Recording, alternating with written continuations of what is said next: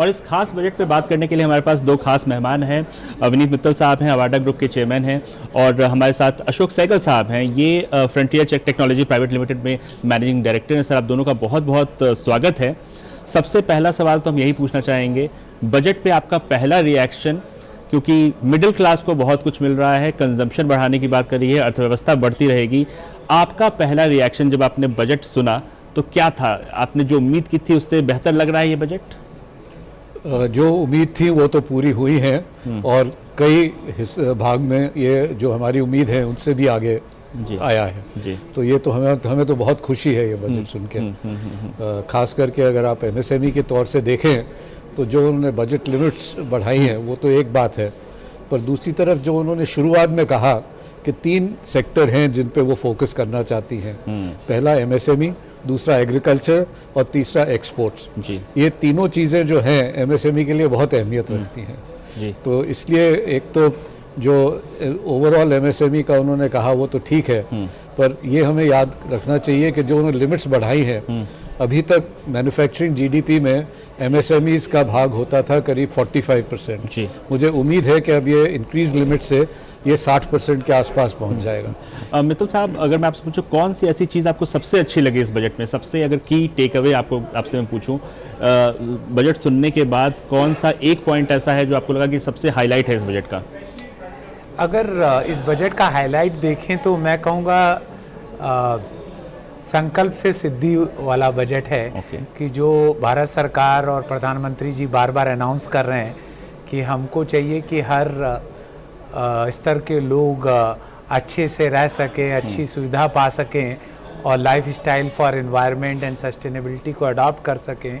मेरे को ये बजट उस संकल्प को पूरा करने वाला बजट लग रहा है। अगर आप देखिए तो आम इंसान के लिए टैक्सेशन को कमी करके उनके हाथ में लिक्विडिटी बढ़ाने का संकल्प लिया। एमएसएमई क्षेत्र को देखिए तो सबसे बड़ी प्रॉब्लम क्या होती है आज व्यापारियों को कि उनके पास कैपिटल नहीं होती, उनको घर, घोड़ा, गाड़ी सब गिरवी रख के तब प्रोजेक्ट्स करना पड़ता है, सारी रिस्क लेनी पड़ती है, ऑल इन जिसको वेस्ट में बोला जाता है। जब तक वो ना काम करे एमएसएमई सफल नहीं होता। तो एमएसएमई का पेमेंट सिक्योरिटी बढ़ाया पिछले बजट में। इस बजट में एमएसएमई के 20 करोड़ तक के लोन के लिए गारंटी सरकार ने दे दी। तो इससे क्या होगा, बैंक लाइन लगा के लोन देगी, क्योंकि अब लॉस की गारंटी तो सरकार की है, कमाने का धंधा उनका है। और अब इसके बाद देखिए तो किसान भाइयों के लिए स्कीम बनाई। और फिर जो प्रधानमंत्री का संकल्प है विकसित भारत का, विकसित भारत तब तक नहीं हो सकता जब भारत टेक्नोलॉजी को फुल्ली अडॉप्ट नहीं करेगा। हमारे स्कूलों में मॉडर्न टेक्नोलॉजी नहीं पढ़ाई जाएगी, हमारी मेडिकल इंफ्रास्ट्रक्चर अच्छी नहीं होगी, और जो हमारे मेक इन इंडिया हैं उसको हम टोटल वैल्यू सिस्टम को अडॉप्ट नहीं करेंगे, हम केवल कन्वर्टर बन के नहीं रह जाएंगे। एक सहगल साहब, आप सीआईआई की जो एमएसएमई काउंसिल है उसमें को चेयरमैन है, और जब स्पीच फाइनेंस मिनिस्टर कर रही थी उन्होंने स्टार्टिंग में ही उन्होंने साफ कर दिया था कि एमएसएमई के लिए काफ़ी कुछ होने जा रहा है, चाहे वो क्रेडिट गारंटी को लेकर जो अनाउंसमेंट हो। कितनी ज़रूरत थी इसको बढ़ाने की, कितनी ज़रूरत थी?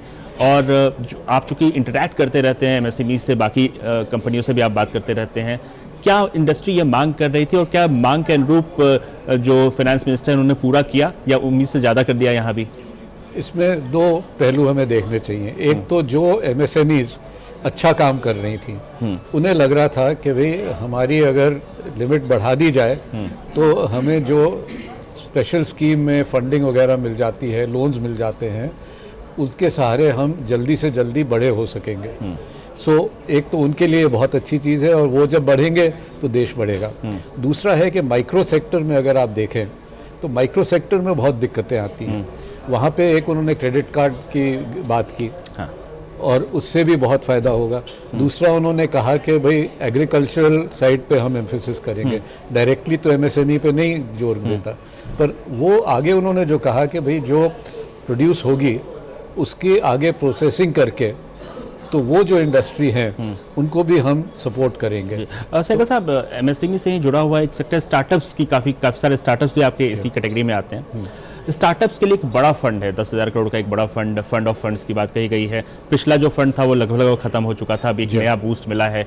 यहाँ पे भी ये जो एरिया है इसको आप कैसे देखते हैं? क्योंकि यहाँ पे बहुत सारे जो स्टार्टअप्स हैं वो एमएसएमई की कैटेगरी में ही आएंगे। हम जब शुरुआत करते हैं तो यहाँ पर जब आपको शुरुआत में एक फंड मिलता है, लोगों के हाथ में तो पैसा दिया ही इनकम टैक्स के जरिए, लेकिन स्टार्टअप्स का, एमएसएमई के हाथ में भी पैसा है। आप ऑपरेटिंग कॉस्ट की हम बात कर रहे थे, स्टार्टिंग में ऑपरेशनल पैसा मिल जाए तो अच्छा है। आपको लगता है इसमें काफ़ी हद तक सरकार सफल रही है इस बार? इसकी सफलता तो रही है, क्योंकि यही जाहिर होता है जबकि जो उन्होंने फंड्स पहले एलोकेट हो गए थे वो पूरे यूटिलाइज हुए हैं। इसी से पता लगता है कि ये बहुत अच्छी स्कीम है, और जो उन्होंने और पैसे उसमें एलोकेट किए हैं उससे होता है कि उनको भी विश्वास है कि यहाँ पे पैसे इन्वेस्ट करना अच्छी चीज़ है। अब हम सब कहते हैं कि भाई हम वहाँ इन्वेस्ट करें जहाँ हमें उसका फ़ायदा हो। सरकार भी उसी ढंग से देख रही है, यहाँ इन्वेस्ट किया जाए क्योंकि यहाँ पे फ़ायदा है, और वो जो सरकार को फ़ायदा है वो सबके लिए फ़ायदा है।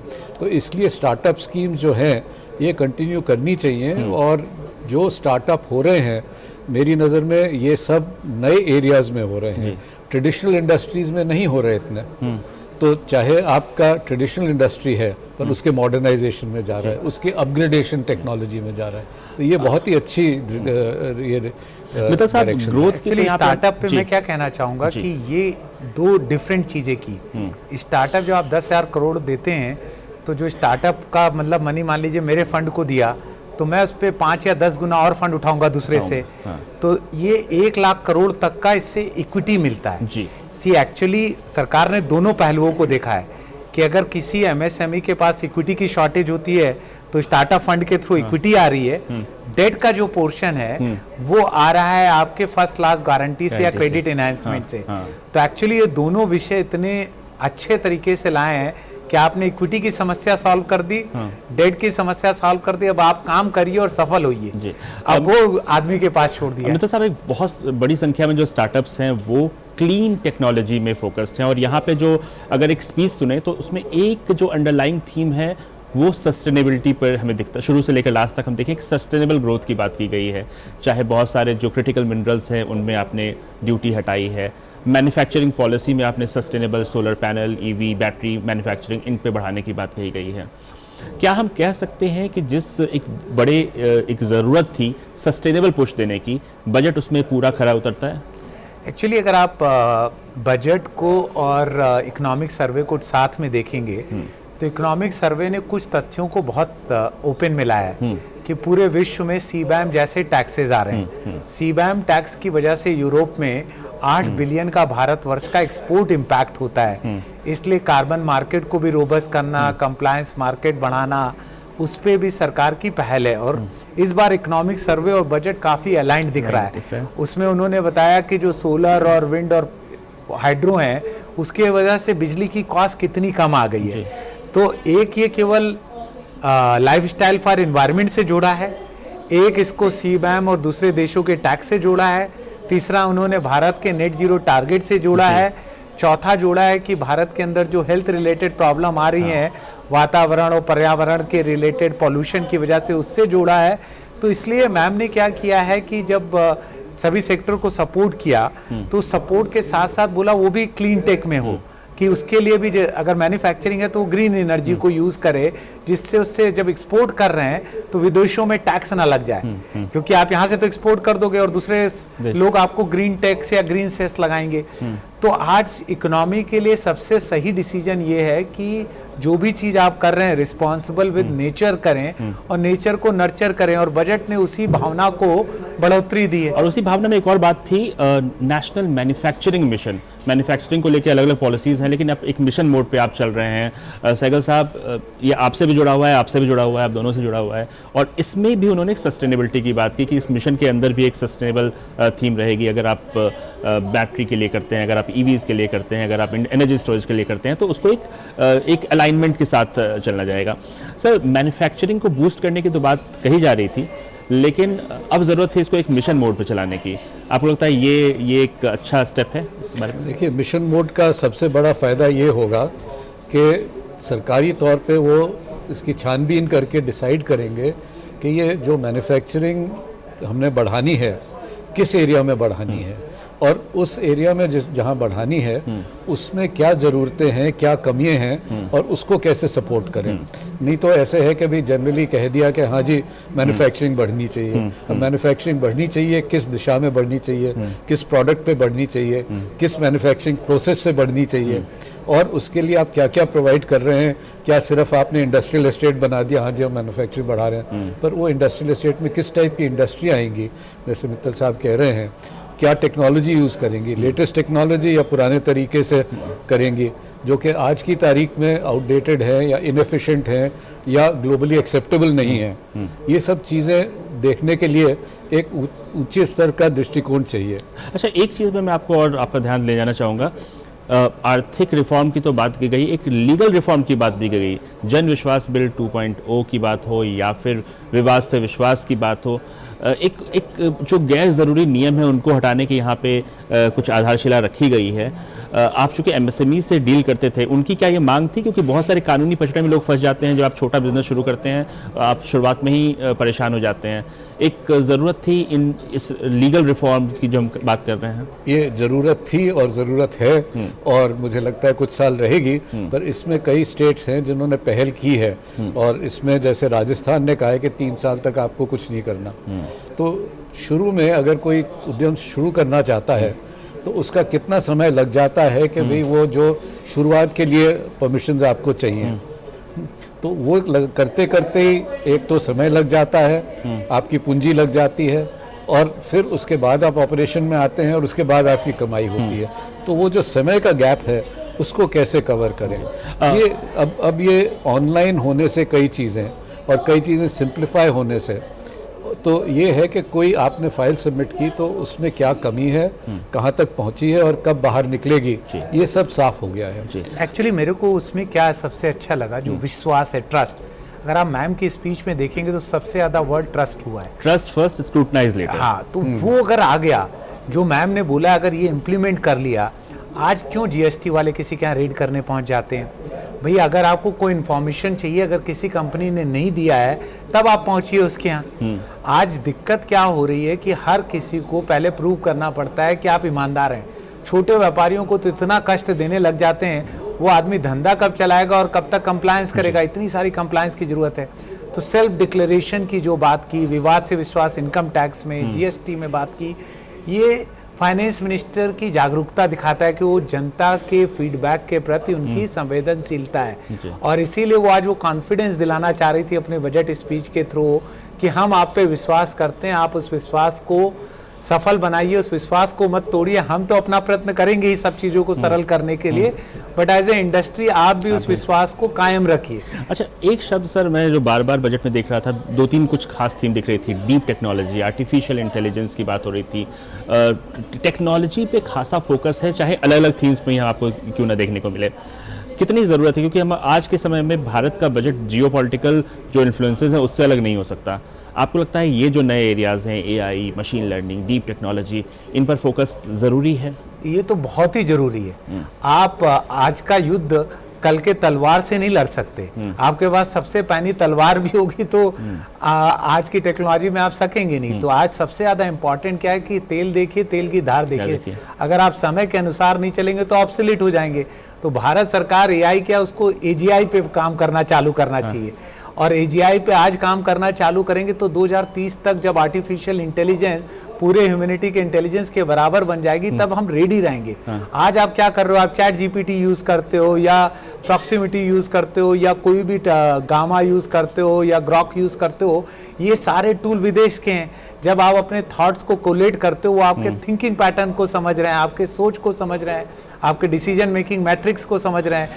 तो आप अपना भारतीय डेटा किसी और विदेशी मुल्क को दे रहे हैं। तो ये तो सबसे ज़्यादा ज़रूरत है कि आज जितनी भी डिजिटल एसेट हैं और डिजिटल टैलेंट है भारतवर्ष की, वो भारतवर्ष में रहे। और जितने भी इस तरह के टेक्नोलॉजी प्लेटफॉर्म है, जैसे जीमेल में 90 करोड़ यूज़र भारतीय मूल के हैं और पूरे विश्व के मिला के 30% हैं, तो वो जीमेल के सारे डेटा सर्वर भारतवर्ष में होना चाहिए। तो डेटा लोकलाइजेशन और डिजिटाइजेशन, आज 3 ट्रेंड चल रही है विश्व में। सबसे पहले चल रही है ट्रेंड डी ग्लोबलाइजेशन की, सेकेंड ट्रेंड चल रही है डिजिटाइजेशन की, और थर्ड चल रही है डीकार्बनाइजेशन की। आप तीनों के लिए कुछ ना कुछ यहाँ पे है इस बार बजट में। और हम सुबह से कई सारे मेहमान यहाँ आ रहे हैं और लगभग कोई ऐसा सेक्टर नहीं है जिनके लिए कुछ खास अलग से फाइनेंस मिनिस्टर ने ना दिया हो। सबका साथ सबका विकास यहाँ पे बजट में दिख रहा है, साफ दिख रहा है। लेकिन बहुत मुश्किल होगा आप लोगों के लिए चुनना, सहगल साहब, मित्तल साहब, कि कोई 3 चीज़ अगर मैं आपसे पूछूं सहगल साहब कि कोई 3 चीज़ जो आप इस बजट से ले जा रहे हैं, जो आपको लगता है इस बजट की हाईलाइट रहे, कौन सी 3 चीज़ ऐसी रहेगी आपके हिसाब से? आई थिंक सबसे बड़ी चीज़ है कि उन्होंने विश्वास प्रकट किया है कि भाई अब तक जो हुआ है वो सही दिशा में है और उसके सही रिजल्ट आ रहे हैं, तो हमें ये कंटिन्यू करना चाहिए। ऐसी कोई बात नहीं थी जो कि पिछले बजट में थी जो कि इस बजट में बिल्कुल काट दी गई है। सो कोई ऐसी चीज़ नहीं थी जो उन्होंने करेक्ट किया है, पर सब पॉजिटिव है कि भाई ये चीज़ हो रही है तो इसको हम और बढ़ोतरी दें और कौन कौन सी चीज़ पे ज़्यादा विश्वास करना चाहिए, ये उन्होंने बहुत अच्छा आइडेंटिफाई किया है। दूसरी बात कि जो उन्होंने पहचाना कि सिर्फ शहरों में नहीं होना चाहिए, ये रूरल एरियाज़ में होना चाहिए और पूरी पॉपुलेशन में लोएस्ट लेवल तक और वर्कर लेवल तक होना चाहिए, क्योंकि जैसे आपने जिक्र किया था लाइफ वर्क बैलेंस जो है वो अच्छा होना चाहिए सबके लिए। तो सबका साथ सबका विकास ही बनाए रखना, ये इसमें कई तरीक़ों से उन्होंने अपने अनाउंसमेंट से जाहिर किया। मित्तल साहब, 3 बड़ी चीज़ें जो आप इस बजट से ले जा रहे हो, ये आखिरी सवाल। मैं कहूँगा ये जो प्रधानमंत्री जी बोलते हैं reform perform and transform for विकसित भारत, उसकी एग्जीक्यूशन मॉडल दिखी। क्या दिखा? सबसे पहला जो मेरे लिए मोस्ट इम्पॉर्टेंट था, डीक्रिमिनलाइजेशन ऑफ एक्ट। व्यापार के साथ क्रिमिनलिटी को जोड़ना ही एक गलत मैसेज देता है, तो सरकार ने और कोशिश की कि उस चीज़ को, सारे व्यापार से रिलेटेड विषयों को डीक्रिमिनलाइज करें। ज़्यादा ट्रस्ट, जो किसी को जॉब दे पाते हैं उसके साथ ज़्यादा ट्रस्ट दें। आम जनता जो सोचती थी हमेशा बजट केवल बड़ी इंडस्ट्री के लिए एक्सरसाइज है, वो एक आम जनता के हाथ में ज़्यादा से ज़्यादा लिक्विडिटी प्रोवाइड करें, उनके टैक्सेस की जो एक्सपेक्टेशन है उसको में सुधार लाएं, और उसके साथ क्या क्या ग्रीन लाइफस्टाइल जो है, जो सबसे बड़ी समस्या विश्व के लिए है, वो उस समस्या को कि डीकार्बनाइजेशन इंडस्ट्री को कैसे करें, और जो डीकार्बनाइजेशन कर रहे हैं और उसके लिए जब सारे संसाधनों की ज़रूरत है उसको मूलतः भारत में कैसे प्रोड्यूस करें, उसके लिए पूरी पॉलिसीज़ को बनाया। और जो डीग्लोबलाइजेशन का ट्रेंड है, उस डीग्लोबलाइजेशन के ट्रेंड में भारत को शक्तिशाली कैसे बनाए और विकसित कैसे बनाए, उसकी सारी पॉलिसीज़ का ताना बुना किया। एक्चुअली ये सारी चीजें बजट की हाईलाइट थी। अभी और डिटेल्स भी देखेंगे तो और अच्छाइयां निकलेंगी। बिल्कुल देखेंगे, और ग्रोथ हो लेकिन सस्टेनेबल ग्रोथ हो, लोगों के हाथ में पैसा आए।